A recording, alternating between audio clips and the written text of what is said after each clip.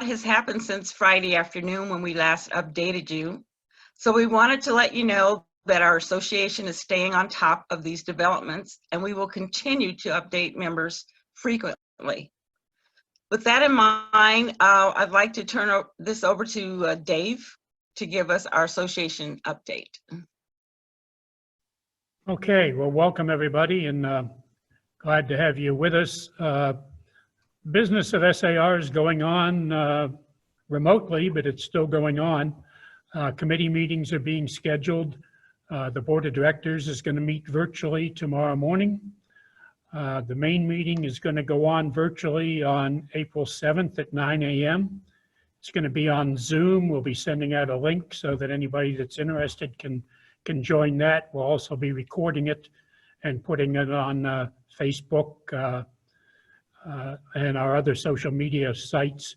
The featured speaker is going to be NAR President Vince Malta. He's going to be speaking to us from San Francisco, so he'll give us a lot of update on what NAR is doing regarding what's happening with the coronavirus issues. Our Government Affairs Department, Erin Teague and Carter Nelson, are working hard to track and influence proposed local legislation, particularly the eviction moratoriums. Our goal is, to the maximum extent possible, have consistent regulatory language across all local ordinances.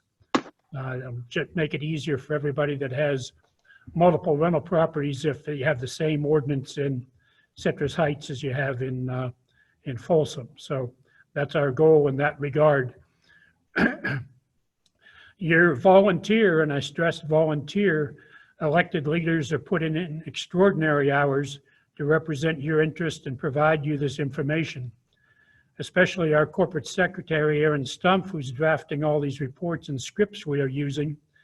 In a normal year, that job consists of signing 3 or 4 papers. So thank you, Erin Stumpf, for your incredible diligence in pulling this information together.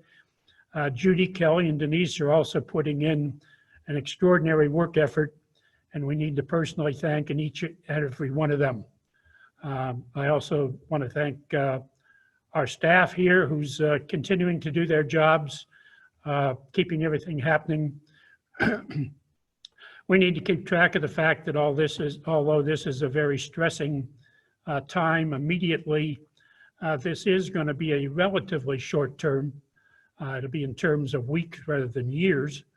It'll be a relatively short term effort, and then we'll be back to work. And when we do, the business of SAR has to continue going so that we're hitting the ground running when it ends. So I want to thank all of you for all of your efforts out there doing all the work that you can.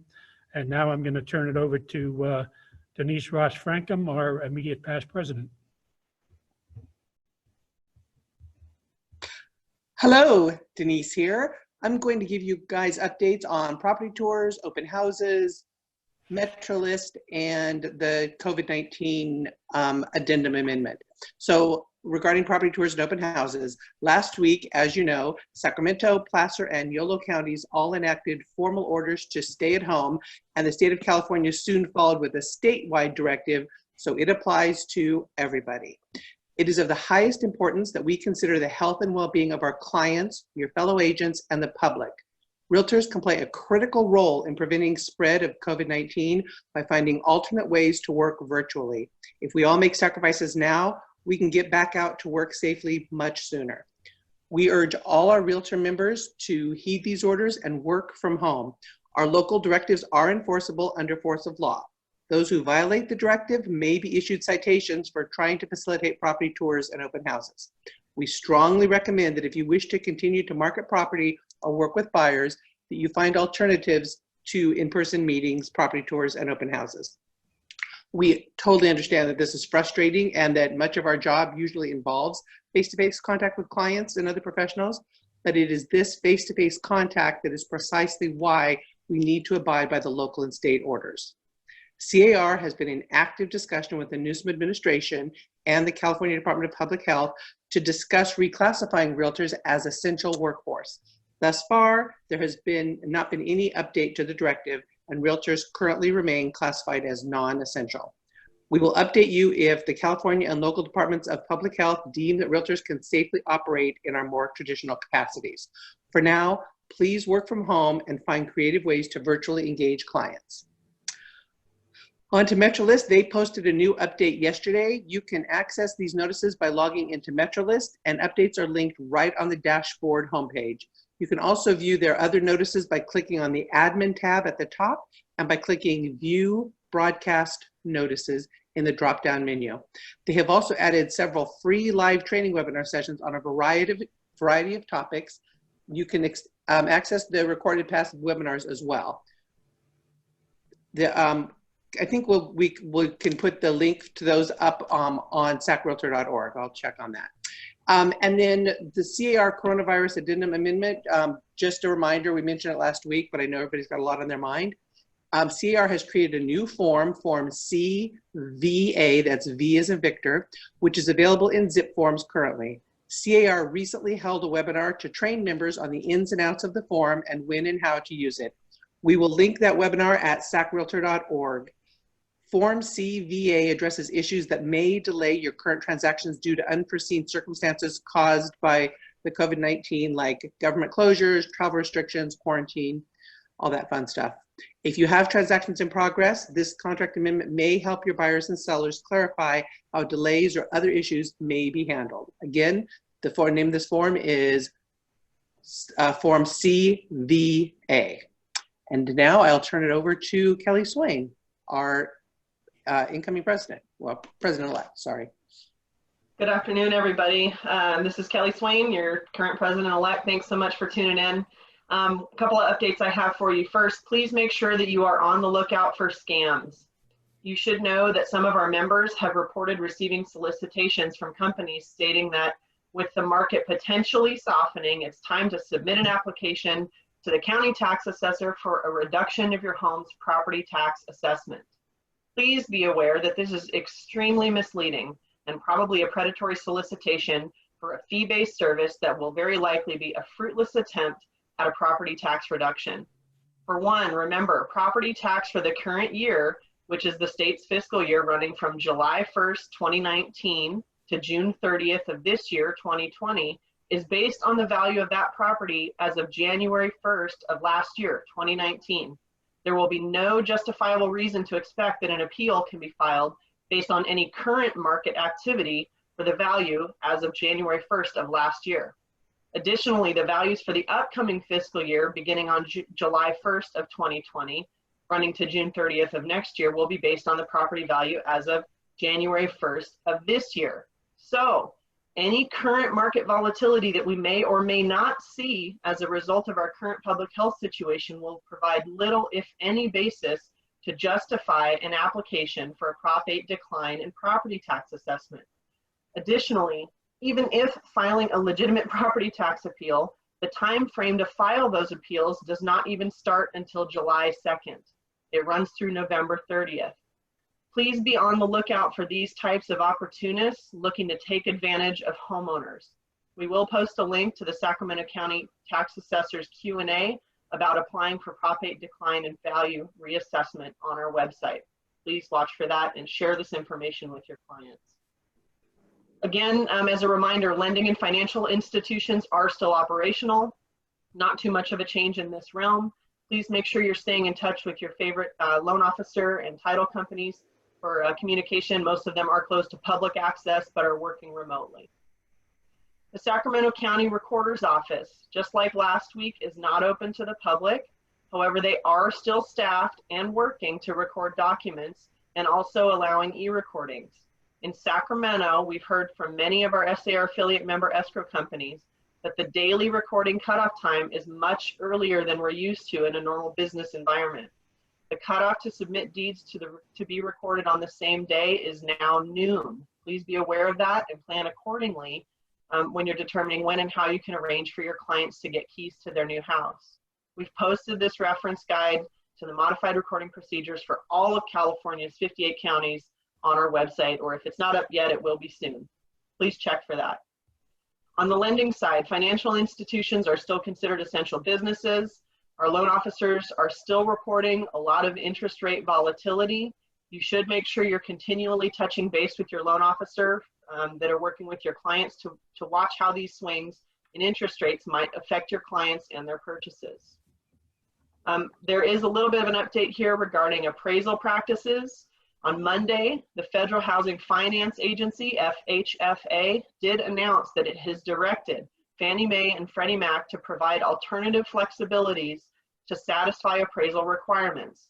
Lenders are encouraged to order full appraisals. However, where this is not possible, Fannie and Freddie are allowing exterior-only inspection appraisals or desktop appraisals.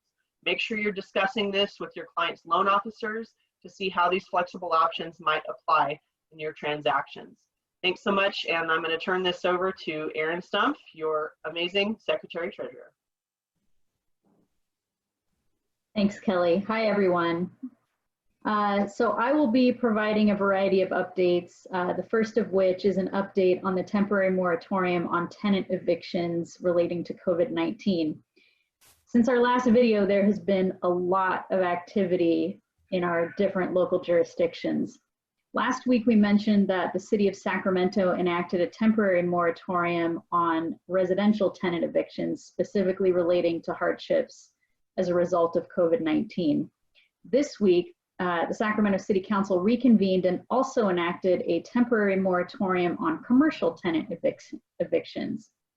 So you should know that that is a difference as of this week. The city of the city of West Sacramento also put into place similar ordinances to protect both residential and commercial tenants from evictions. That was last week.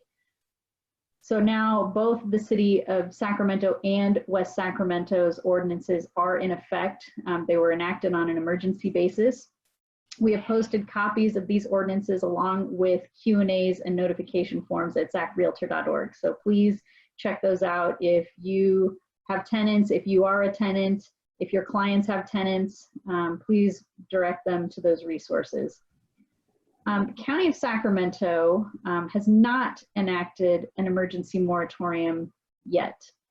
It appears that a majority of the Board of Supervisors favor enacting a moratorium, but it wouldn't be enacted necessarily on an emergency basis. The Board of Supervisors will vote on a residential eviction moratorium next week on April 1st. And if it passes, it will go into effect for May's rent. So keep your eyes open for that. We will update you next week. Last night, the City of Elk Grove City Council passed a commercial and residential eviction moratorium that does go into effect immediately. Elk Grove's ordinance is very different from what the cities of Sacramento and West Sacramento put into place.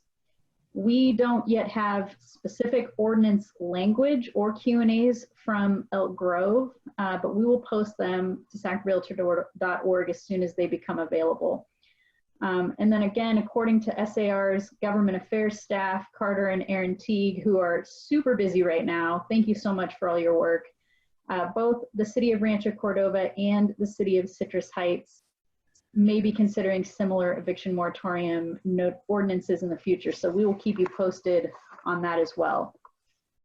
In other eviction related news, we've heard from some SAR members locally that the Sacramento County Sheriff has stopped doing eviction lockouts. So keep that in mind if you know of anyone who is doing an eviction in progress. Much of our court system locally is closed, so we do not know yet when they'll reopen, and eviction cases that were already in progress that may have had hearings scheduled now will not have hearings, and we don't know for the foreseeable future when that's going to return. So keep that in mind for any ongoing eviction processes. We've also heard from some SAR members that trustee sales on the local courthouse steps are being postponed on a day-by-day basis. So these were foreclosures and trustee sales that were already previously scheduled. I'm sure you've heard of the moratorium on foreclosures that a lot of lenders are abiding by. So keep in mind here that the local courthouse trustee sales are being postponed. We reported last time that the state legislature is on a break. They're still on a break. They'll come back in a couple weeks. A lot is happening in the realm of mortgage payment relief right now. These are some really important updates, and this has been changing really rapidly. Last week, we updated you that HUD, which deals specifically with FHA loans, and the FHFA, which governs Fannie Mae and Freddie Mac, announced that mortgage relief would be made available to homeowners suffering from COVID-19 related hardships. Since the time of that announcement, it was also announced that VA and USDA would offer forbearances to borrowers for their loans as well. Additionally, yesterday, Governor Newsom announced that approximately 200 California-based community banks and credit unions are also going to be offering forbearances to their borrowers. So this will be much needed mortgage relief for our clients, for ourselves, for everyone who might be suffering some kind of temporary financial hardship. There are many press releases relating to these announcements that we will link at sacrealtor.org. And I think it's important that we explain to you what a forbearance might look like. I'm sure your clients might ask you, you might be seeking a forbearance. If you're unfamiliar with forbearance, it's something we saw a lot of during the recession. It's a type of temporary loan modification. Often with a forbearance, payments that are delayed are then added back into the principal balance of the loan. So for example, if you have a loan of $300,000 and your monthly mortgage payment is $2,000, if you're given a 3-month forbearance, you will delay making payments amounting to about $6,000. So in some types of forbearances, that $6,000 will then be added back onto your principal balance. So if you started with a loan, the principal balance of $300,000, that new loan principal balance after this type of forbearance will be $306,000. So you're not forgiven the debt still exists, it gets added to the principal balance of your loan. There's also another type of forbearance where the payments are delayed, but then you're required to repay it almost immediately when the forbearance is over. They'll typically spread those payments out over a defined period of time. So again, using the same example, for a $300,000 loan and a $2,000 monthly mortgage payment, if you are given a 3-month forbearance and that $6,000 is then due to be repaid over maybe a 12-month time period after the end of the forbearance, for that 12-month time period while you're repaying that $6,000, your mortgage payment could go from $2,000 a month to $2,500 a month during the repayment period. So again, the money is not forgiven, it is still owed. So you may have a catch-up payment time period, you may have it added to the principal balance of the loan. Be sure you understand from your mortgage servicer what type of forbearance they're offering, and I'm sure your clients may reach out to you with similar questions. Definitely get it in writing, and also keep in mind that there are other types of mortgage relief that may offer some type of permanent debt forgiveness. If you're offered any type of permanent debt forgiveness, that could become a taxable event for you. You really should consult a CPA or an attorney. Definitely always advise your clients to get tax and legal advice if they're in similar circumstances. Debt forgiveness, again, debt that you do not repay is considered income for tax purposes. So please consider the tax ramifications of any type of permanent debt forgiveness. I also want to reiterate something that Kelly mentioned about being on the lookout for scams. Given the new fervor for mortgage payment relief, we will potentially see a new crop of scam artists looking to do fee-based loan modification services. We saw a lot of this during the recession, and as a reminder, it is illegal in the state of California for an individual, a company, a real estate licensee, or an attorney to charge an upfront fee for any kind of loan modification service. So keep that in mind as we go through this time. You may see some of those things pop up. You probably should be reporting them to the DRE if it's a real estate licensee trying to get an upfront fee, or maybe call the local district attorney's office. Those activities are not legal. So with that, I will now turn this back over to our president, Judy Covington. Thanks, Erin. I'm pleased to let you know that the U.S. Senate last night unanimously passed 96-0 a federal stimulus package. It's called the CARES Act Keep in mind that it still has to be voted on by the U.S. House of Representatives and then signed by the President. CAR and NAR have been hard-working advocates for financial relief for our realtors, independent contractors. Right now, there are provisions in the bill to allow interest-free small business administration loans. There are also provisions to allow independent contractors to apply for monetary unemployment benefits, as well as a direct financial payments to individual taxpayers. When the final version of the bill is passed and signed by the President, we will let you know what the federal relief may be and when it is available to our members, so stay tuned. Since we're all supposed to be spending our time at home, here are more things you can think about.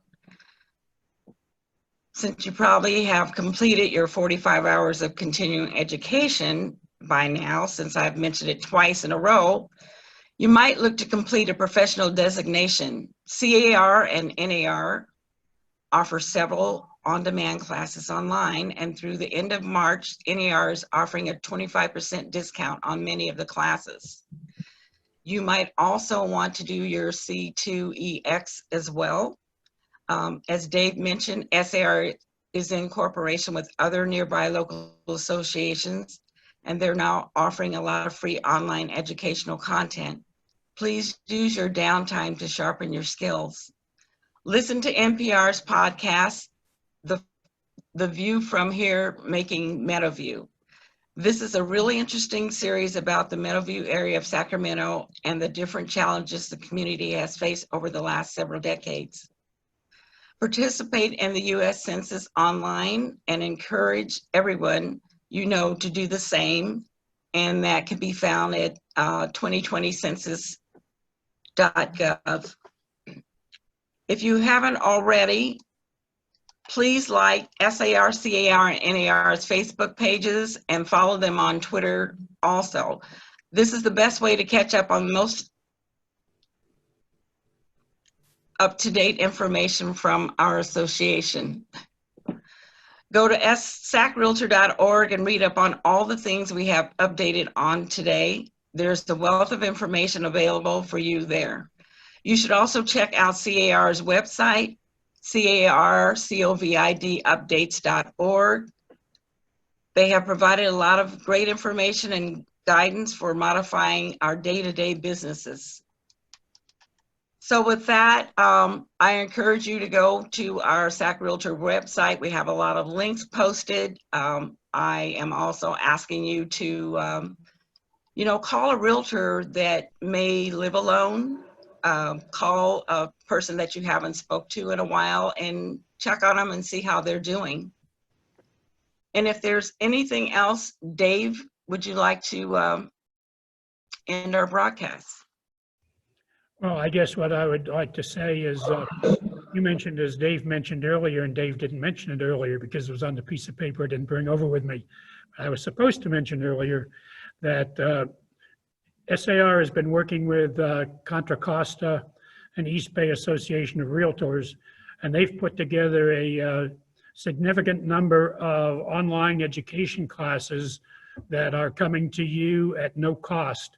So it's a great opportunity to pick up some interesting education. You'll be able to go to our website and go to the education links, and you'll be able to see all the courses that are being offered and take advantage of attending some of those. It's a great chance to get free education in addition to what's being offered through CAR and other sources. So, sorry I forgot that before, but take advantage of that opportunity while you can. As I mentioned earlier, this is relatively short term, and a lot of these things that are happening now, you're probably either not going to have time for, or they may even go away. I'm not sure that the instructors will continue offering free courses after we get out of this crisis, so take advantage of what you can get now. And that's it for me. Thank you, Dave.